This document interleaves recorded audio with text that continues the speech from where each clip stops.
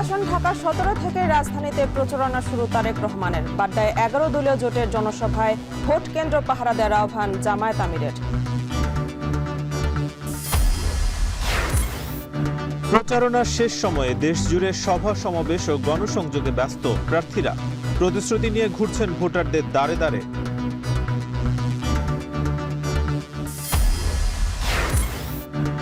প্রচারে ব্যয়সীমা পার করেছে 34% প্রার্থী। যৌথ বাহিনীর অভিযানের মধ্যে চলছে মব ও সহিংসতা, বলছে টিআইবি।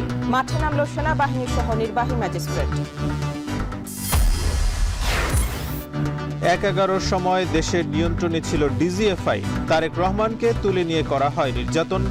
গুমের মামলার ট্রাইব্যুনালে সাবেক সেনাপ্রধান ইকবাল করিমের সাক্ষ্য।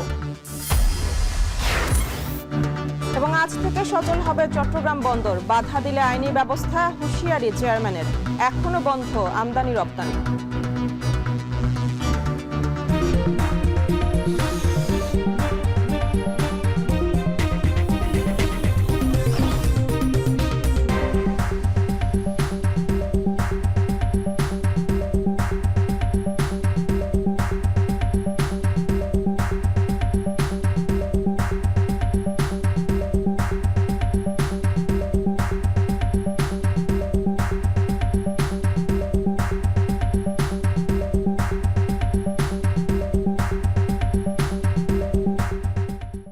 স্বাগত। এখন দুপুরে পুরো আয়োজন জুড়ে সঙ্গে আছে আমরা দুজন, আমি মেহেরিন আনি এবং আমি নাজমুস সাকিব। নিজ সংসদীয় আসন ঢাকা 17-তে জনসভা করার মাধ্যমে আজ থেকে রাজধানীতে প্রচার শুরু করলেন বিএনপি চেয়ারম্যান তারেক রহমান। কিছুক্ষণের মধ্যে ইসিবি চত্বরে বক্তব্য দেবেন তিনি। এ নিয়ে জানাতে যুক্ত হচ্ছেন সাব্বির রোজ। জানতে চাই যে তারেক রহমান আর কোথায় কোথায় জনসভা করবেন এবং বিস্তারিত কি তথ্য আছে?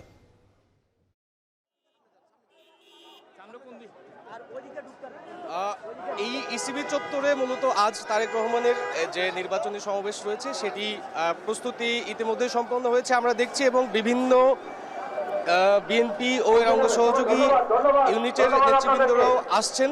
এবং এই ইসিবি চত্বরে মূলত কিছুক্ষণের মধ্যেই এই নির্বাচনী জনসভা, আজকের যে নির্বাচনী পথসভা রয়েছে সেই পথসভাটি মূলত শুরু হবে। তারেক রহমান নির্বাচনের বাকি রয়েছে 4 দিন। এই 4 দিন ঘিরে তারেক রহমান মূলত আজ এবং কাল ঢাকার মহানগর উত্তর এবং দক্ষিণের যে কয়টি আসন রয়েছে সেই আসনগুলোতে মূলত প্রচার প্রচারণা এবং জনসংযোগ করবেন। এবং আজ এই ইসিবি চত্বর দিয়েই তার প্রচারণা শুরু হচ্ছে। এবং এই ইসিবি চত্বর মূলত পড়েছে ঢাকা 17 আসনে, এবং ঢাকা 17 আসনে প্রার্থী কিন্তু তারেক রহমান নিজেই।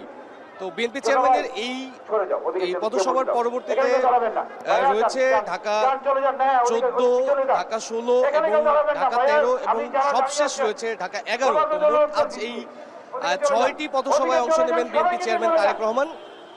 আমরা দেখেছি তার আগমন ঘিরে বিভিন্ন রকম রাষ্ট্রীয় বাহিনীর যে তৎপরতা রয়েছে সেই বিষয়গুলোকে নিশ্চিত করা হয়েছে। এবং এখন যে স্থানীয় নেতৃবৃন্দ রয়েছেন তারা মূলত বিএনপি ও এর অঙ্গ সহযোগী সংগঠনের যে ইউনিটগুলো রয়েছে যারা এই নির্বাচনী প্রচারণায় আসছেন তাদের নানা ধরনের দিক নির্দেশনা দিচ্ছেন যেন আজকের এই পথসভা নির্বিঘ্ন করা যায়।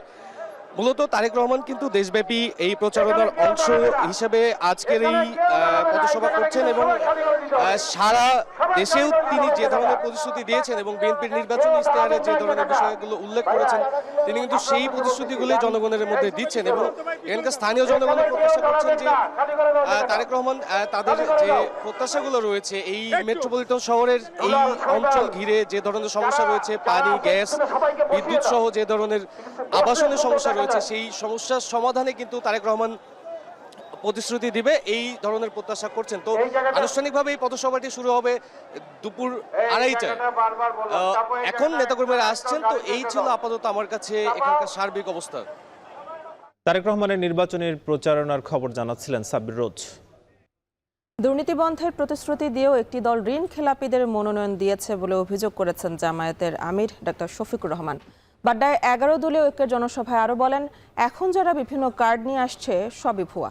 12 ফেব্রুয়ারি এসব কার্ডকে জনগণ লাল কার্ড দেখাবে বলেও মন্তব্য করেন তিনি। একই জনসভায় 11 দলীয় ঐক্যের প্রার্থী নাহিদ ইসলাম নাগরিক সেবা নিশ্চিতের প্রতিশ্রুতি দেন। আরও জানাচ্ছেন সানিম রিথা। হয়েছিল 11 দলীয় ঐক্যের নির্বাচনী জনসভা। 16 দিন ধরে দেশের বিভিন্ন অঞ্চলে চলা 11 দলীয় ঐক্যের নির্বাচনী জনসভা আবারও ঢাকায়। রোববার সকাল 9টা থেকেই খণ্ড খণ্ড মিছিল, প্লাকার্ড ও শাপলাকলির প্রতীক নিয়ে বাড্ডা ডিআইটি প্রজেক্ট মাঠে হাজির হতে থাকেন 11 দলীয় ঐক্যের নেতাকর্মী ও সমর্থকরা। বেলা বাড়ার সাথে সাথে পুরো সমাবেশ স্থল পূর্ণ হয়ে যায় কানায় কানায়। এদিন নির্বাচনী জনসভায় শুরুতেই বক্তব্য রাখেন জোটের নেতারা। 11টি রাজনৈতিক দলের অনেক ত্যাগের মধ্য দিয়ে যে ঐক্য সাধিত হয়েছে, সেই ঐক্যকে বিজয়ী করে আনতে হবে। দেশের মানুষের তিল তিল করে কষ্টার্জিত সম্পদ দিয়ে গড়ে ওঠা বাংলাদেশের জাতীয় কোষাগার শূন্য করে তারা লুটপাট আর দুর্নীতির রাজনীতি করবে না। 11 দলীয় জোটের সম্মানিত বাড্ডায় এই জনসভায় সভাপতির বক্তব্যে এনসিপি আহ্বায়ক ও এনসিপি প্রার্থী নাহিদ ইসলাম এই আসনের বিভিন্ন সমস্যার কথা তুলে ধরেন। বলেন, নির্বাচিত হলে নাগরিক সেবা নিশ্চিতে জোর দেওয়া হবে। আগামী 12ই ফেব্রুয়ারি আমাদের সামনে সুযোগ এসেছে এই সকল ভূমিদস্যু, ভূমি দখলদার, চাঁদাবাজ, সন্ত্রাসী, ঋণ খেলাপিদেরকে পরাজিত করবার। আমরা আপনাদের সামনে ওয়াদা দিচ্ছি, কথা দিচ্ছি, এই অঞ্চলের অর্থনৈতিক বৈষম্য আমরা দূর করব ইনশাআল্লাহ। বিরামহীনভাবে দেশের বিভিন্ন অঞ্চলে নির্বাচনী প্রচারণায় ছুটে চলা জামায়াত আমির ডাক্তার শফিকুর রহমান এই সমাবেশে বলেন, চাঁদাবাজ, দুর্নীতিবাজদের 12 তারিখ লাল কার্ড দেখাবেন ভোটাররা। ঋণ খেলাপিদের মনোনয়ন দেয় বিএনপির সমালোচনা করেন তিনি। 5 আগস্টের অসম্পূর্ণ কাজ সম্পন্ন করার দিন হচ্ছে আগামী 12 তারিখ। 5 আগস্ট যে আকাঙ্ক্ষা নিয়ে রক্ত দিয়েছিল আমাদের সন্তানেরা, ভাইয়েরা, বোনেরা, শিশু, বৃদ্ধ, আবাল বনিতা, ওই রক্তের ঋণ পরিশোধ করার দিন হলো 12 তারিখ। জনগণ দুর্নীতিকে লাল কার্ড দেখাবে, জনগণ চাঁদাবাজদেরকে লাল কার্ড দেখাবে, জনগণ মামলাবাজদেরকে লাল কার্ড দেখাবে, জনগণ দখলদারদেরকে লাল কার্ড দেখাবে, জনগণ আধিপত্যবাদের গুলামদেরকে লাল কার্ড দেখাবে। এছাড়া নারীদের নিরাপত্তা সহ জামায়াত জোট ক্ষমতায় গেলে যুবকদের কর্মসংস্থানও বাড়ানোর প্রতিশ্রুতি দেন ডাক্তার শফিকুর রহমান। পরে এ আসনে নাহিদ ইসলামের পক্ষে ভোট চেয়ে তার হাতে শাপলাকলির প্রতীক তুলে দেন জামায়াত আমির। 12 তারিখ সানিম মৃধা, এখন ঢাকা। প্রচারণার শেষ সময়ে নিরবিচ্ছিন্ন জনসংযোগ চালিয়ে যাচ্ছেন প্রার্থীরা, ছুটছেন ভোটারের দ্বারে দ্বারে। নির্বাচনী প্রচারণার খবর জানাতে ঢাকা বিশ্ববিদ্যালয় এলাকা থেকে যুক্ত হচ্ছেন সহকর্মী তানজিলা খান মিম। তানজিলা, জানতে চাই যে শেষ সময় কি কি প্রতিশ্রুতি দিচ্ছেন প্রার্থীরা এবং ভোটারদের কাছ থেকে কেমন সাড়া পাচ্ছেন তারা? সাকিব, কিছুক্ষণ আগেই কিন্তু এখানে ঢাকা বিশ্ববিদ্যালয় এলাকায় প্রচারণা চালাচ্ছিলেন ঢাকা 8-এর এনসিপি মনোনীত প্রার্থী 11 দলীয় ঐক্য জোটের যে প্রার্থী রয়েছে নাসিরউদ্দিন পাটোয়ারি। তিনি তার মতো করে প্রচারণা চালাচ্ছিলেন। আমরা এখানে ছিলাম। তিনি যেহেতু ঢাকা বিশ্ববিদ্যালয়ের শিক্ষার্থী ছিলেন, তো সেই জায়গা থেকে তিনি অন্যান্য যারা আসলে তার সহপাঠী আছেন কিংবা ছোট ভাই বোন রয়েছেন এই ঢাকা বিশ্ববিদ্যালয় ক্যাম্পাসে, তাদের কাছে তিনি ভোট চাচ্ছিলেন।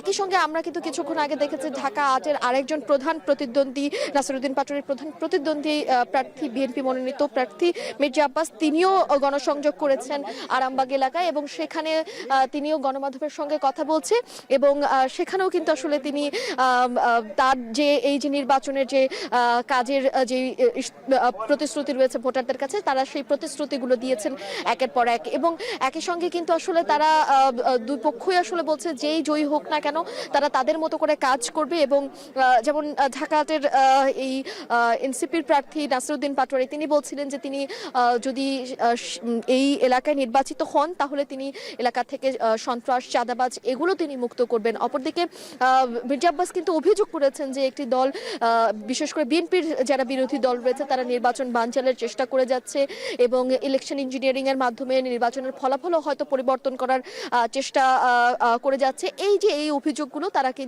তিনি কিন্তু করেছেন এবং সেগুলো পরিপ্রেক্ষিত হয়তো কিছুক্ষণ পরে আবার নাসিরউদ্দিন পাটোয়ারি তিনি গণমাধ্যমের সঙ্গে কথা বলবেন, তিনি হয়তো তার যে মতামত তিনি বলবেন। কিন্তু দুই পক্ষ থেকেই কিন্তু আমরা দেখেছি তারা আসলে যে যার মতো করে যারা ভোটার রয়েছেন তাদের দ্বারে দ্বারে যাচ্ছেন এবং তারা যদি নির্বাচিত হন তাহলে এই এলাকাগুলোতে কি কি উন্নয়ন হবে সেই উন্নয়নগুলোর কথা তারা বলছিলেন। যেমন ঢাকা বিশ্ববিদ্যালয় এলাকায় যেই হলগুলো রয়েছে, হলে বিশেষ কর্মকর্তাদের বা কর্মচারীদের যেই অসুবিধাগুলো রয়েছে, যেই সমস্যাগুলো রয়েছে সেগুলোর সমাধান নাসিরউদ্দিন পাটোয়ারি করবেন বলে আশ্বস্ত করেছেন এখানকার যারা শিক্ষার্থীরা রয়েছেন তাদের কাছে। এই ছিল এখন পর্যন্ত ঢাকা বিশ্ববিদ্যালয় এলাকা থেকে সাকিব আমার কাছে নির্বাচনী প্রচারণার সবশেষ খবর। ঢাকা ৮ আসনে নির্বাচনী প্রচারণার খবর জানাচ্ছিলেন তানজিলা খান মিম। এদিকে শেষ মুহূর্তের নির্বাচনী প্রচারণায় জমজমাট রাজনৈতিক মাঠ। সকাল থেকে রাত পর্যন্ত প্রার্থীরা নিজ নিজ মার্কায় চাচ্ছেন ভোট, এলাকার উন্নয়নে দিচ্ছেন নানা প্রতিশ্রুতি।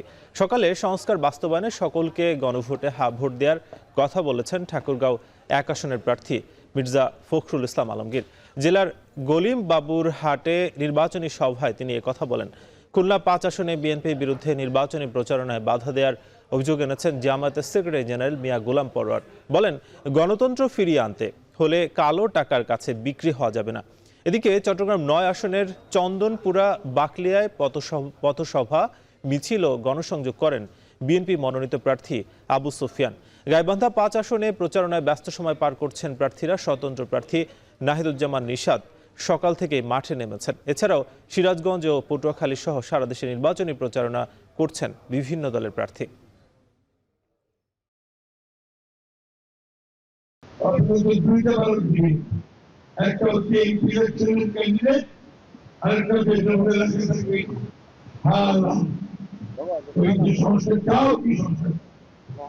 আপনি যদি হা দেন তাহলে সংসদ হবে, আপনি না দেন তাহলে হবে।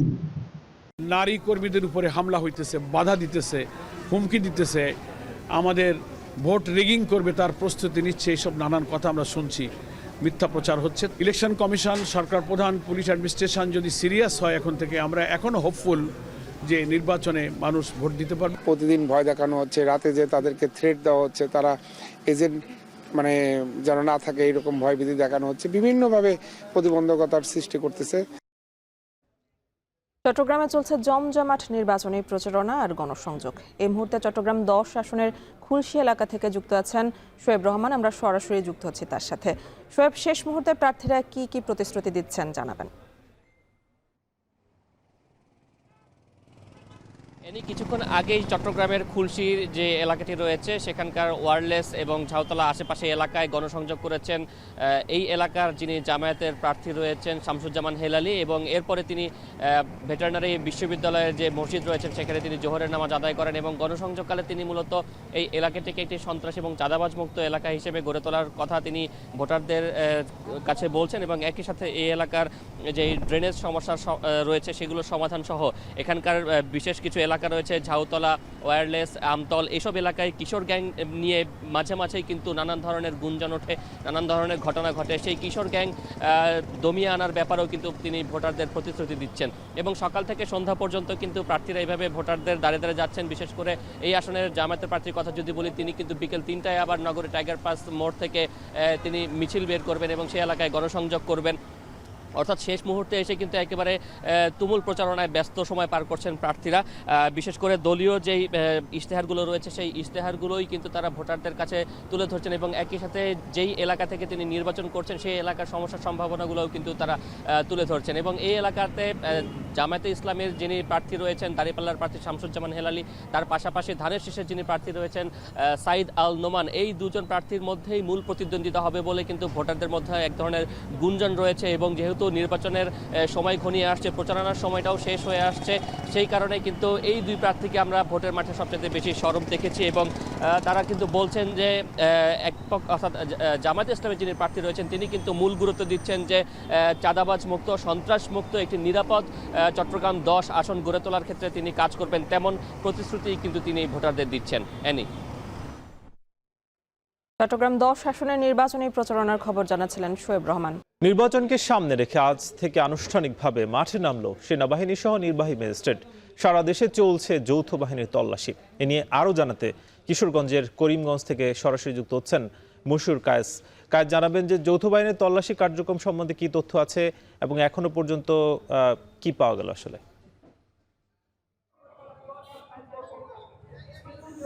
সাকিব, এই মুহূর্তে আমি যেই জায়গাটায় আছি এটিকে বলা হয় মূলত হাওরের প্রবেশদ্বার। আপনি জানেন যে হাওরের পাশেই কিন্তু আসলে সীমান্তবর্তী এলাকাও রয়েছে দুটো, সেজন্য কিন্তু এই জায়গাটা কিন্তু খুবই গুরুত্ব সহকারে দেখছে আইন শৃঙ্খলা বাহিনী। এবং কিছুক্ষণ আগে যে আমার কথা হয়েছে তাদের সঙ্গে, তারা যে বিষয়গুলো বলছে যে এখানে যৌথ বাহিনীর যে তল্লাশি চলছে সেখানে বাংলাদেশ সেনাবাহিনী, বিজিবি এবং পুলিশ কিন্তু অংশ নিয়েছে। তারা বিভিন্ন যানবাহন কিন্তু তারা চেকপোস্টের আওতায় আনছেন এবং তারা তল্লাশি করছেন এবং সেখানে কোনো আগ্নেয়াস্ত্র কিংবা কোনো অস্ত্র, বিস্ফোরক কোনো জিনিস রয়েছে কিনা সেগুলো কিন্তু গুরুত্ব সহকারে দেখছেন। যেহেতু সামনে ত্রয়োদশ জাতীয় সংসদ নির্বাচন, সেক্ষেত্রে কিন্তু তারা বলছে যে পুরো জেলাতেই কিন্তু তাদের এই তল্লাশি বিভিন্ন পয়েন্টে কিন্তু বসানো হয়েছে এবং বেশ গুরুত্ব সহকারে কিন্তু, এবং তারা সকাল থেকে বিকাল অবধি, এমনকি তারা বলছেন যে রাতেও বিশেষ তাদের এই অভিযান কিন্তু অব্যাহত থাকবে। এবং তারা যে বলছে যে এখন যেহেতু একেবারেই প্রচারণারও শেষ দিকে রয়েছে, সেজন্য কিন্তু বিভিন্ন অঞ্চলে খুব বেশি পরিমাণ কিন্তু আসলে প্রচারণা চলছে, বিভিন্নভাবে তার প্রচারণা, জনসভা, নির্বাচনী সভা চলছে, সেখানেও কিন্তু নিরাপত্তার একটি বিষয় রয়েছে। সব মিলিয়ে তারা এই অভিযান অব্যাহত রেখেছে এবং এই অভিযান কিন্তু অব্যাহত থাকবে নির্বাচন পর্যন্ত। তো এই ছিল কিশোরগঞ্জ থেকে আমার কাছে সর্বশেষ তথ্য।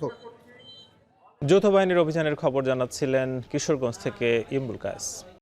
এবারে নির্বাচনে অনুমোদিত সময়ের আগে প্রচারে ব্যয়সীমা পার করে ফেলেছে প্রায় 34% প্রার্থী। প্রাক নির্বাচনী পর্যবেক্ষণে এমন তথ্য জানিয়েছেন টিআইবি। সকালে এক সংবাদ সম্মেলনে সংস্থাটির দাবি, যৌথ বাহিনীর অভিযানের মধ্যে মব ও সহিংসতা চলছে। নির্বাচন ও গণভোটকে সমার্থক হিসাবে বিবেচিত করা হয়েছে, যা প্রশ্নবিদ্ধ। কোনোভাবেই গণভোটকে নির্বাচনের সমার্থক বিবেচনার সুযোগ নেই। গণভোটে কোনো ভোটার কোনো আসনে বা কোনো সদস্যের পক্ষে বা বিপক্ষে ভোট দেয় না এবং প্রার্থীরা সহিংসতাপূর্ণ নির্বাচনী কার্যক্রমে রূপান্তর করেছে। কুমিল্লার রিটার্নিং কর্মকর্তার কার্যালয় থেকে ভোট গ্রহণ সামগ্রী পাঠানো হচ্ছে সহকারী রিটার্নিং কর্মকর্তার কার্যালয়ে। এই মুহূর্তে সেখানে আছেন সহকর্মী মাসুদ আলম। মাসুদ, কি কি সামগ্রী পাঠানো হচ্ছে বিস্তারিত জানাবেন।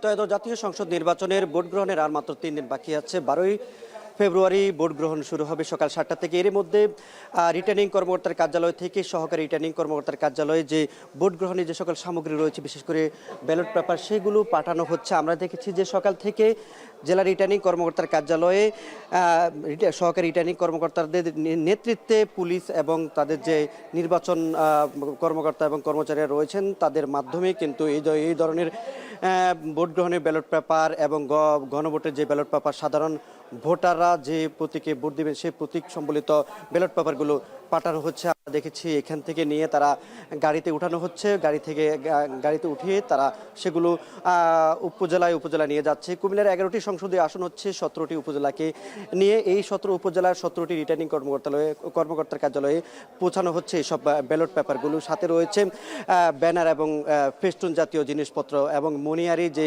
জিনিসপত্রগুলো রয়েছে, বিশেষ করে সিল এবং বা অন্যান্য যে গোপন ভোটের যে জিনিসপত্রগুলো ব্যবহার করা হবে সেগুলো। আগামী 12ই ফেব্রুয়ারি এই যে 11টি সংসদীয় আসনের 86 জন প্রার্থীকে প্রায় অর্ধ কোটি ভোটার কুমিল্লার তারা ভোট দিবেন তাদের পছন্দের প্রার্থীকে। সেই প্রস্তুতি ইতিমধ্যে নেওয়া হচ্ছে এবং আইন শৃঙ্খলা বাহিনীও সরব রয়েছে নিরাপত্তার স্বার্থে। তো এ নিয়ে ছিল কুমিল্লা থেকে সবশেষ। কুমিল্লার রিটার্নিং কর্মকর্তার কার্যালয় থেকে ভোট গ্রহণ সামগ্রী পাঠানো হচ্ছে সহকারী রিটার্নিং কর্মকর্তার কার্যালয়ে, সে খবর জানাচ্ছিলেন মাসুদ আলম।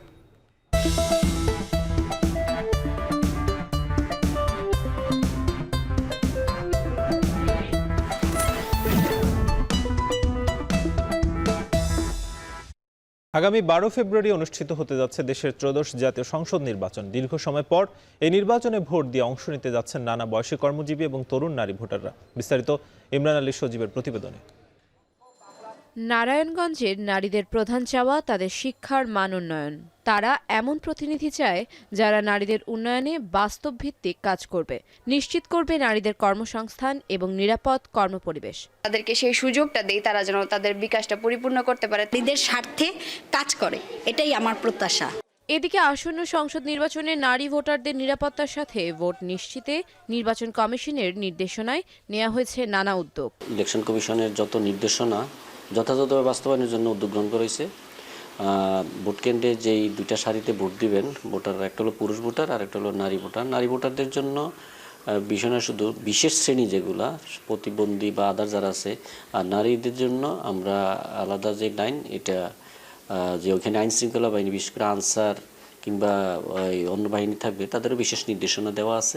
নারায়ণগঞ্জে প্রায় 24 লাখ ভোটারদের মধ্যে প্রায় 12 লাখ নারী ভোটার, যাদের ভোটে নিশ্চিত হবে আগামীর নারী উন্নয়ন। এখন নারায়ণগঞ্জ ১-১১ সময় দেশের নিয়ন্ত্রণ ছিল সামরিক গোয়েন্দা সংস্থা ডিজিএফ এর হাতে। গুমের মামলার সাক্ষ্য দিতে গিয়ে ট্রাইব্যুনালে এমন দাবি করেছেন সাবেক সেনাপ্রধান ইকবাল করিম ভূঁইয়া।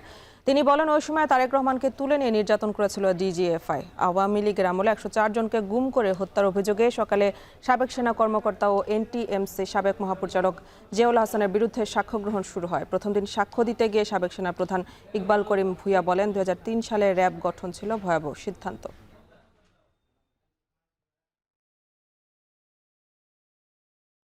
আজকের মধ্যেই চট্টগ্রাম বন্দর সচল হবে। কেউ বাধা দিলে তার বিরুদ্ধে আইনগত ব্যবস্থা নেওয়া হবে বলে জানিয়েছেন চট্টগ্রাম বন্দর চেয়ারম্যান। বন্দর রক্ষা সংগ্রাম পরিষদের ডাকে চট্টগ্রাম বন্দরে চলছে শ্রমিকদের অনির্দিষ্টকালের ধর্মঘট। এ বিষয়ে জানাতে হাজিরা শিউলি যুক্ত হচ্ছেন। শিউলি, জানাবেন যে বন্দর চেয়ারম্যানের বক্তব্যের পর অচল অবস্থা কাটার কোনো পদক্ষেপ দেখছেন কিনা?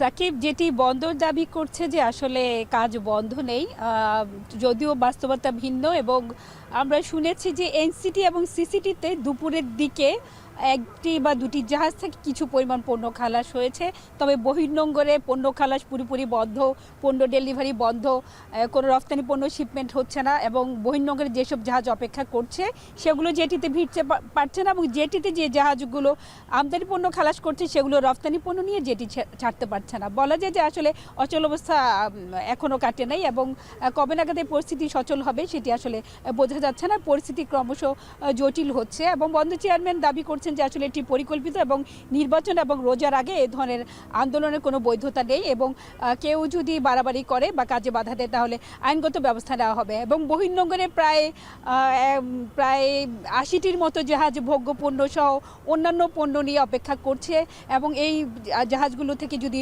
পণ্য খালাস সময় মতো না হয় তাহলে একদিকে যেমন বিপুল অঙ্কের শিপিং ড্যামেজ দিতে হবে, অন্যদিকে রমজানের যেসব পণ্য আছে ছোলা, ডাল, সয়াবিন, চিনি, সেসব পণ্য। চট্টগ্রাম থেকে যুক্ত ছিলেন হাজিরা শিউলি। এই ছিল এখন দুপুরের আয়োজনে। সঙ্গে থাকার জন্য ধন্যবাদ।